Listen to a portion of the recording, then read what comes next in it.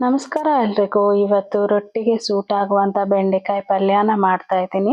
ಒಂದ್ ಬಾಣ್ಲಿಗೆ ಒಂದ್ ಸ್ವಲ್ಪ ಎಣ್ಣೆನ ಹಾಕ್ಬಿಟ್ಟು ಬೆಂಡೆಕಾಯನ್ನೆಲ್ಲ ಹುರ್ಕೋಬೇಕು. ಬೆಂಡೆಕಾಯಲ್ಲಿರುವಂತ ಲೋಳೆ ಎಲ್ಲ ಹೋಗೋ ತನಕ ಹುರ್ಕೊಂಡು ಅದನ್ನ ಒಂದು ಪ್ಲೇಟಿಗೆ ಟ್ರಾನ್ಸ್ಫರ್ ಮಾಡಿ, ಈಗ ಅದೇ ಬಾಣ್ಲಿಗೆ ಒಂಚೂರು ಎಣ್ಣೆ, ಸಾಸಿವೆ, ಜೀರಿಗೆ, ಕರ್ಬೇವಿನ ಸೊಪ್ಪು, ಈರುಳ್ಳಿನ ಚೆನ್ನಾಗಿ ಫ್ರೈ ಆದ್ಮೇಲೆ 1 ಕಪ್ ಅಷ್ಟು ಟೊಮೆಟೊ ಕೂಡ ಹಾಕಿ ಹುರ್ಕೊಂಡು ರುಚಿಗೆ ಎಷ್ಟು ಬೇಕೋ ಅಷ್ಟು ಉಪ್ಪು, ಚಿಟಿಕೆ ಅರಿಶಿನ ಹಾಕಿ ಅದನ್ನ ಕೂಡ ಹುರಿದಿದ್ದಾದ್ಮೇಲೆ ಸಾಂಬಾರ್ ಪೌಡರ್, ಚಿಲ್ಲಿ ಪೌಡರ್, ಧನಿಯಾ ಪೌಡರ್, ಜೀರಾ powder, pepper powder, ginger powder ಇಷ್ಟನ್ನೆಲ್ಲ ಹಾಕಿ ಹುರ್ಕೋಬೇಕು. ಹುರಿದಿದ ನಂತರ ಮತ್ತೆ ನೀರು ಹಾಕಿ ಒಂದು ಒಳ್ಳೆ ಮಿಕ್ಸ್ ಕೊಟ್ಟು ಹುರಿದಿದಂಥ ಬೆಂಡೆಕಾಯಿನ ಇದಕ್ಕೆ ಸೇರಿಸಿ ಮತ್ತೆ ಸ್ವಲ್ಪ ನೀರು ಹಾಕಿ ಇದನ್ನ ಬೇಯಿಸಿ, ಬೆಂದ ನಂತರ ಇದರ ಮೇಲೆ ಸ್ವಲ್ಪ ಕೊಬ್ಬರಿ ತುರಿನ ಉದುರಿಸಿದ್ರೆ ಫೈನಲ್ ಆಗಿ ಇದು ರೆಡಿ ಆಗುತ್ತೆ.